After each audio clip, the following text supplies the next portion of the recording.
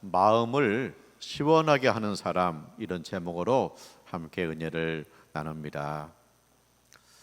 무더운 날씨가 계속되고 있죠. 이런 날 밖에 나가서 일을 하면 땀이 비 오듯 합니다. 이렇게 더울 때 누군가가 냉수 한 컵을 갖다 주었어요. 그 냉수를 마시면 온몸이 시원합니다. 몸만 시원한 게 아니라 마음까지 시원합니다. 생기가 솟아납니다. 그런 것처럼 우리 인간 관계에서도 사람의 마음을 시원하게 해주는 사람이 있다는 거예요. 냉수, 얼음 냉수와 같은 사람이 있다는 것입니다. 자, 우리가 먼저 다윗을 볼게요. 다윗은 믿음의 사람입니다. 다윗은 나라를 견고하게 세운 왕입니다. 그런데 이 다윗이 고백해요. 내가 이렇게 견고하게 나라를 세울 수 있었던 것은 무엇이냐? 그 원인이 무엇이냐? 첫째는 하나님의 능력이라는 거예요. 하나님의 사랑이라는 거예요. 두 번째는 뭐냐? 얼음 냉수와 같은 동역자, 얼음 냉수와 같은 사람들이 있었다는 것입니다. 다윗이요, 전쟁터에 나갔습니다. 블레셋과 전쟁을 해요. 근데 전쟁터에서 전쟁을 하다 보니까 목이 타잖아요. 그래서 다윗이 혼잣말로 한 거예요. 아, 우리 고향 샘물은 너무나 시원한데, 우리 고향 샘물은 너무나 시원한데, 그런 거예요. 자, 다윗의 고향이 베들레헴이에요. 다윗이 베들레헴에 성장했잖아요. 그때 뭐 친구들하고 막 같이 놀잖아요. 그러면 땀이 나잖아요. 그때 가서 샘물을 퍼마시면 너무나 시원한 거예요. 그때 생각이 나는 거예요. 갑자기 그 생각이 난 거예요. 전쟁터에서 이제 전쟁을 하고 있는데 우리 고향 샘물 그때 너무나 시원했는데 그랬거든요. 근데 이 다윗 왕한테 새 용사가 있어요. 새 용사가 벌써 딱 눈부시를 보내요. 그러더니 이 새 용사가 베들레헴에 가서 샘물을 떠왔습니다. 그러니까 이 샘물을 들고 다윗이 놀라는 거예요. 이거 여기가 어딘데 여기를 가져왔느냐? 이거 어떻게 이걸 가져왔느냐? 그런 거예요. 왜냐? 이 전쟁터에서 베들레헴의 거리가 멀어요. 그뿐만 아니라 베들레헴에 가려면 그냥 갈 수 있는 게 아니에요. 이 지금 다윗의 군대가 있고 그 앞에 블레셋이 있고 그 거리를 뚫고 가야 베들레헴에 갔다 올 수 있어요. 그런데 이 새 용사가 자기가 섬기는 왕이 목이 마르다, 베들레헴은 샘물이 생각난다, 혼자 말한 건데 그걸 듣고요, 이 세 명이 적군을 뚫고 나가서 운물을 뜨고 다시 뚫고 와서 왕한테 그 샘물을 주는 거예요. 근데 이 다윗 왕이 알기 때문에 이 샘물을 딱 받아들였을 때 그냥 온몸이 시원해지는 거예요. 이렇게 충성된 신하들을 보고 온몸이 시원해지는 거예요. 그러면 다윗 왕이요, 이것을 막 마시면서 그래, 나한테 이렇게 충성된 종이 있어, 와, 이렇게 뭐 하면서 마시고 그랬느냐? 그게 아니에요. 이 다윗 왕이 믿음 있는 사람이잖아요. 그러니까 다윗 왕이 뭐라고 그러냐? 하나님, 이 우물물을 내가 마실 수가 없습니다. 이 우물물은 그냥 물이 아니라 이들이 막 목숨 바쳐서 갖다 가지고 온 물입니다. 이걸 어떻게 제가 먹을 수 있겠습니까? 하나님께 바칩니다. 그러는 거예요. 그러니까 이 다윗 왕은요, 하나님의 능하신 손 아래서 겸손한 거예요. 자, 우리 3대장들이 3명 용사들이 이렇게 충성스럽다, 내가 이 정도야, 그렇게 교만하지 않은 거예요. 그들의 헌신을 보면서 이것은 하나님께서 받으셔야 됩니다, 내가 받을 수 없습니다 하고 하나님 앞에 바쳤다. 이게 다윗 왕은 뭐야? 하나님 마음을 시원하게 하는 사람이. 그래서 이제 다윗 왕이 말하는 거예요. 그건 뭐냐? 내가 세상을 살면서 참 만난 사람들 중에 새 용사를 잊을 수가 없습니다. 그들은 나에게 충성된 사람이었습니다. 그들을 바라볼 때마다 새 힘이 돋았습니다. 그들은 나에게 얼음 냉수와 같은 사람입니다. 그렇게 고백하는 거예요. 우리 아버지가 천국 가셨어요. 살아 계실 때 그 양파 농사를 졌어요.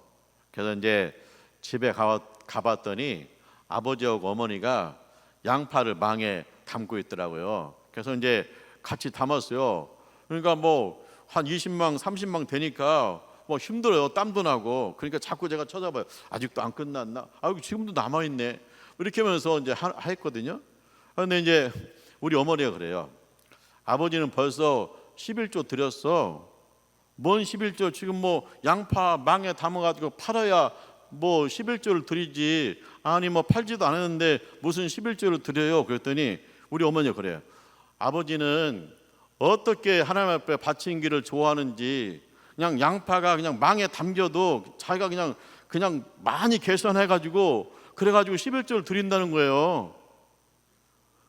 그냥 하나님 앞에 바치는 길을 좋아하는 거예요. 그래서 제가 마음속으로 그런 생각을 했어요. 우리 아버지는 하나님 중독이구나. 왜냐하면 알코올 중독자가 돈 생기면 계속 가서 마시잖아요. 그런 것처럼 우리 아버지는 돈 생길 것 같으면 그냥 11조 떼다가 하나님 앞에 바치는 거예요. 그래서 제가 양파를 망에 담다가 뭐 땀나고 이렇게 했는데 어머니 그 얘기 듣고 정말 우리 아버지가 이렇게 하나님 앞에 바치는 것을 기뻐하는구나. 그 얘기 들으니까 내 마음이 시원해지더라고요. 이렇게 신앙생활을 하시는구나. 그러니까 그 말이 얼음 냉수와 같아요. 그런 것처럼 우리가 인간관계에서 많은 사람들을 만나는데 그 사람들 가운데는 우리에게 얼음 냉수와 같은 사람이 있다는 거예요. 그뿐만 아니라 내가 어떤 사람에게 얼음 냉수가 될 수 있다는 거. 지치고 피곤한 사람들에게 내가 내 말 한마디가 나의 도움의 손길이 그에게 얼음 냉수와 같아가지고 마음이 시원해지는 역사가 나타날 줄 믿습니다. 다윗 왕이 왕궁에서 도망을 가요. 왜 도망가느냐? 아들 압살롬이 반란을 일으켰어요. 그 아들 압살롬이 백성들의 마음을 사는 거예요. 그거 뭐냐? 우리 아버지 늙었습니다. 이제 젊은 피가 필요합니다. 그런 거예요. 그 다음에 군대에 젊은 장교들을 모으는 거예요. 그거 뭐냐? 야, 이제 우리 젊은 세대가 필요한 거예요. 이 나라 이제 이대에 새로워져야 돼. 나와 함께 새로운 나라를 건설하자. 그러는 거예요. 그래가지고 이들이 반란을 일으킨 거예요. 그러면 이제 나라의 장군들과 신하들이 결정해야 됩니다. 다윗과 함께 있을 것이냐, 압살롬 편에 붙을 것이냐, 그래야 되거든요. 그런데 많은 사람들이 압살롬 편에 붙어요. 왜 압살롬 편에 붙느냐? 압살롬이 잘 나갈 것 같아. 다윗은 이미 늙었잖아요. 이제 압살롬 세대가 오잖아요. 그렇기 때문에 압살롬한테 많은 사람이 붙어요. 그래서 다윗 왕이 도망가는 거예요. 도망가는데 어떻게 도망가느냐? 얼굴을 가리고 맨발로 도망갑니다. 근데 얼굴을 가리고 맨발로 왜 도망가느냐? 일단 낯이 없다는 거예요. 아니 아들이 반란 일으켜서 아버지가 도망가니 이 꼴이 뭔 꼴이냐. 그래서 부끄러워가지고 얼굴을 가리고 가요. 그뿐만 아니라 너무나 급하게 도망가는 거예요. 이제 잡히면 죽는 것이기 때문에 너무나 급하게 도망가다 보니까 내 맨발로 막 도망가는 거예요. 그래서 이제 다윗을 따르는 사람들이 어디 요단강을 건너요. 왜냐하면 강을 건너야 이제 안심할 수 있잖아요. 그래서 요단강을 건넌 거예요. 근데 문제는 뭐냐? 먹고 살아야 되잖아요. 자, 다윗 왕도 있고 신하들도 있고 군사들도 있는데 이거 어떻게 먹고 살아야 되는데 아무 이제 대책이 없잖아요. 왜냐? 백성들이 도와주면 되는데 백성들도 벌써 눈치가 있는 거예요. 왜? 다윗 왕을 도와줬다가 보복당하면 어떻게 해요? 압살롬이 왕이 됐을 때 보복당하면 어떻게 해야 돼요? 그러니까 눈치만 보지 나서지 않는 거예요. 그런데 바르실레가 나섭니다. 바르실레는 이 지역의 유지예요. 그런데 바르실레가요, 자기가 창고를 열어가지고 이 왕과 그 다음에 군사들을 먹이는 거예요. 바르실레가 보복당하면 어떡할 건데? 근데 바르실레는요, 평소에 다윗 왕을 존경했어요. 다윗 왕같이 믿음 생활해야 된다. 다윗 왕이야말로 이 나라를 견고하게 세웠다. 그래서 평소에 바르실레가 다윗 왕을 존경했습니다. 그런데 이때를 위함이라, 이때 내가 다윗 왕을 도와줘야지, 이 어려울 때 내가 다윗 왕을 도와줘야지, 그래야 내가 다윗 왕을 존경한 표가 나는 거지. 그래가지고 보복도 두려워하지 않고 창고를 풀어가지고 창고를 열어서 군사들을 먹인 거예요. 그랬을 때 다윗 왕이 얼마나 마음이 시원했겠어요. 그 음식을 먹으면서 얼마나 눈물이 났을 거예요. 아들도 반란 일으키는데 지금까지 자기를 따르던 장수들이 자기한테 칼을 겨누는데 이 바르실레가 나를 위해서 이렇게 섬기는구나. 그러니까 바르실레를 볼 때마다 다윗 왕이 바르실레가 다윗 왕한테 얼음 냉수와 같은 거예요. 근데 놀랍게도 이 다윗 왕의 군사가 압살롬 군사를 이겼어요. 그래가지고 다윗 왕이요, 드디어 왕궁으로 돌아갑니다. 요단강을 건너서 왕궁으로 돌아가요. 근데 요단강에서 배를 타기 전에 바르실레가 인사를 나왔어요. 그러니까 다윗 왕이 나하고 함께 가자.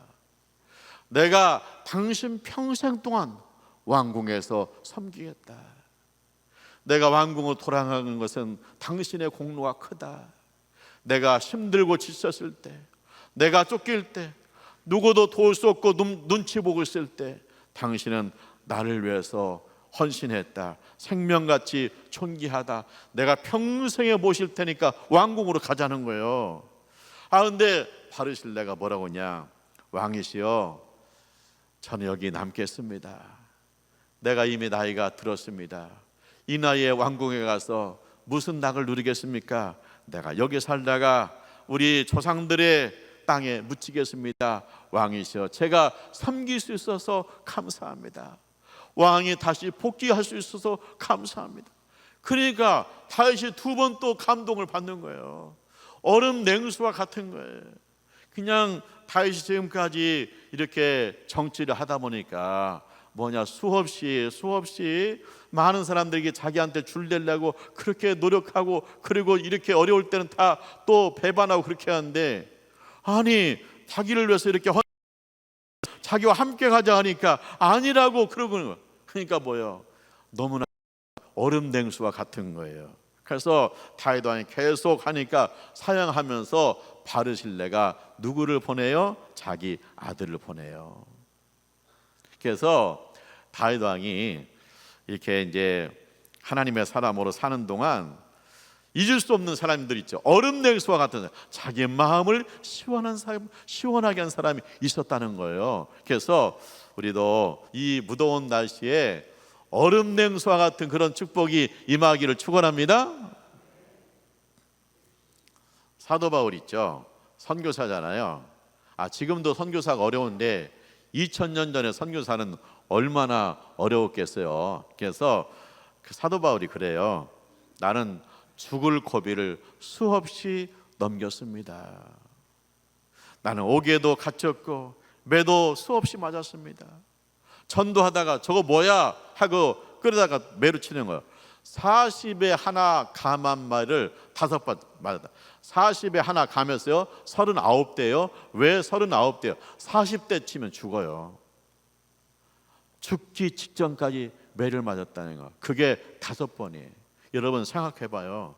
내가 죽을 만큼 맞았어요. 그러면 다시는 떨려가지고요. 떨려서도 전도하려면 떨려서도 못 나가요. 그런데 이게 바울은요, 그냥 죽도록 맞았는데 죽도록 맞고 일어나면 또 가고 죽도록 맞고 이러면 뚝하고 그랬어요. 게다가 강도의 위험, 지금처럼 사람이 많은 시대가 아니잖아요. 사람이 적게 사는 시대잖아요. 여기저기서 강도 나오잖아요. 그뿐만 아니라 산에서 또 곰도 나오잖아요. 이 선교지 갈 때 걸어가고 배 타고 가는데 그게 얼마나 위험천만입니까? 그 다음에 바울이 그런 얘기해요. 바울이 뭐냐면, 내가 이렇게 죽을 고비를 많이 넘겼는데 내가 끝까지 하나님 앞에 순종할 수 있었던 이유는 뭐냐? 하나님의 은혜였다. 내가 죽을 고비를 넘긴 거면 하나님의 은혜였다는 거예요. 이게 배가 파손돼 가지고 3번이나 바다에 빠졌어요. 그래가지고 그냥 널빤지 하나 붙들고 산 거예요. 하나님이 거기서도, 바다에서도 건져주시고, 강물에서 건져주시고, 감옥에서 건져주시고, 그 다음에 뭐요? 곰의 위협에서 건져주시고, 강도 위협에서 건져주셔서 하나님이 은혜, 나의 나다인 것은 하나님의 은혜라는 거예요.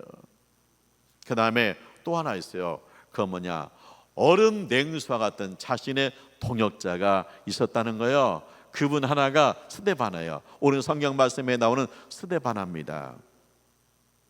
이 바울이요, 선교했는데 그리스 아테네, 그 다음에 고린도 지역에서 선교했거든요. 근데 아테네는 지금도 유적이 많이 남아 있잖아요. 아테네는 뭐냐? 지식이 아주 높은 동네예요. 그래서 예수 그러면 거들떠 보지도 않아요. 자기가 지식이 이래가지고 교만하기 때문에 예수 씨도 안 먹혀요. 고린도 지역은요, 항구 도시예요. 부산과 같은 도시예요. 그러니까 항구 도시이기 때문에 돈이 많고 뭐예요? 타락한 도시예요. 그렇기 때문에 이 타락한 도시 고린도에 가가지고 예수하면 예수 비웃어요. 술안주감이에요. 그런데 이 아테네 고린도 지역에 전도하는데 바울이 전도했을 때 첫 번째 열매가 뭐냐? 스데바나예요.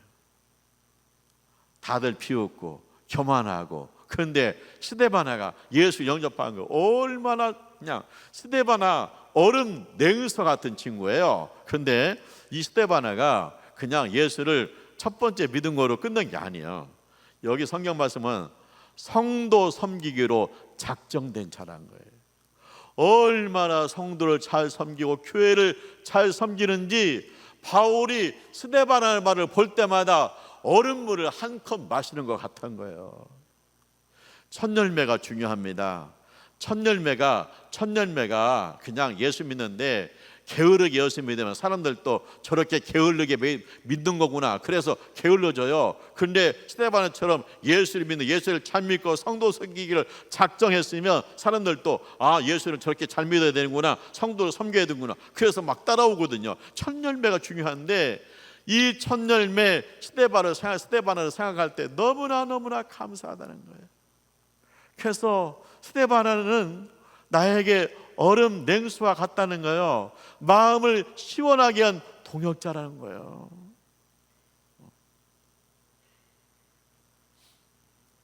그 다음에 사도 바울이 또 한 사람을 소개해요. 브리스가와 아굴라 부부거든요. 이 브리스가와 아굴라 부부는 직업이 뭐냐? 천막 만드는 거예요. 근데 바울도 천막을 만들어서 팔았어요. 왜냐하면 선교비 대주는 데가 없잖아요. 먹고 살아야 선교도 할 거 아니에요. 그래서 바울이 천막을 만들어서 팔고 그 돈을 가지고 먹고 살면서 전도한 거예요.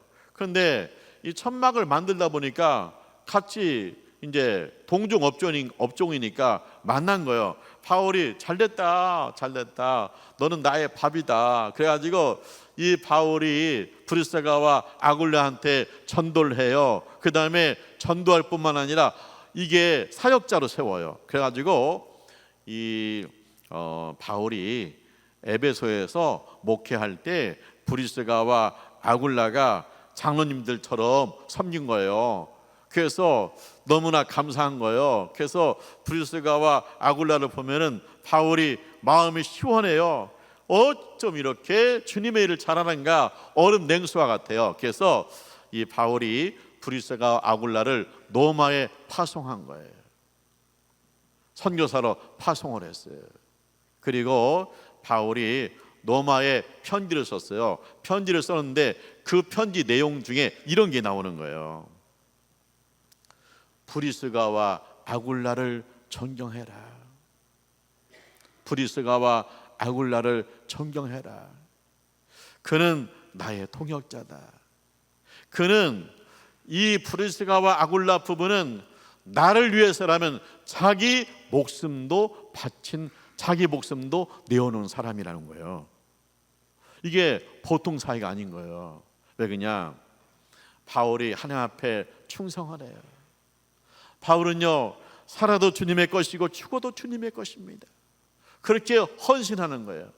그렇게 헌신하는 모습을 브리스가와 아굴라는 가까이에서 늘 봤어요. 얼마나 바울이 주님을 사랑하는지, 얼마나 헌신적인지 브리스가 아굴라는 늘 가까이에서 본 거예요. 그래서 이 브리스가와 아굴라 부부는 뭐라고 하냐면, 야, 바울 사도를 위해서라면 우리 목숨이라도 내어놓자, 그렇게 마음먹은 거예요. 그래서 이 바울이 브리스가와 아굴라를 생각하면, 어렵고 힘들 때도 브리스가와 아굴라를 생각하면 얼음 냉수를 마시는 거가 같은 거예요. 그래서 뭐냐, 브리스가 아굴라를 존경하라, 그렇게 말하고 있는 거예요. 보세요. 브리스가 아굴라는 바울의 마음을 시원하게 했고, 바울은 누구예요? 하나님 마음을 시원하게 한 거예요. 주님 말했잖아요. 땅끝까지 복음 전하라. 하나님의 마음을 시원하게 한 사람이 바울이잖아요. 우리가 바르실레, 다윗을 섬긴 바르실레, 아니면 바울을 섬긴 스데바나, 브리스가 아굴라, 그 정도는 못할 수 있죠. 하지만 우리도 작은 일을, 말 한마디를 통해서, 또 섬김을 통해서 얼마든지 사람들한테 얼음 냉수와 같을 수 있는 거예요. 사람들의 마음을 시원하게 할 수 있는 거예요. 우리가 잘못 말하면 이 더운 날씨에 사람을 열받게 할 수 있죠. 사람을 낙심하게 할 수 있죠. 그런데 우리가 하나님 은혜를 받아가지고 우리가 말 한마디 하고, 그 다음에 우리가 섬김을 통해서 사람들에게 얼음 냉수 갖고, 사람들의 마음을 시원하게 하고, 사람들에게 생기를 돌게 하면 하나님을 기쁘시게 하는 역사가 나타날 줄 믿습니다. 그래서 이 무더운 날씨에 여러분 생각하기를, 기도하기를, 하나님 오늘 또 내가 얼음 냉수와 같게 해주세요.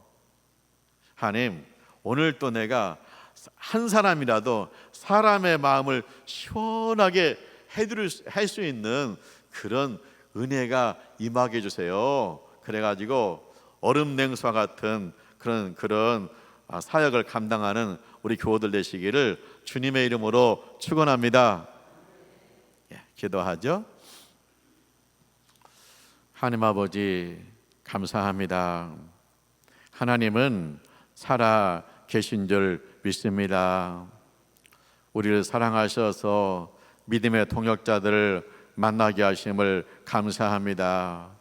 우리의 마음을 시원하게 해준 분들을 만나게 하심을 감사합니다.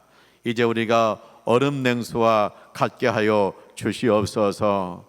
예수님의 이름으로 기도합니다. 아멘.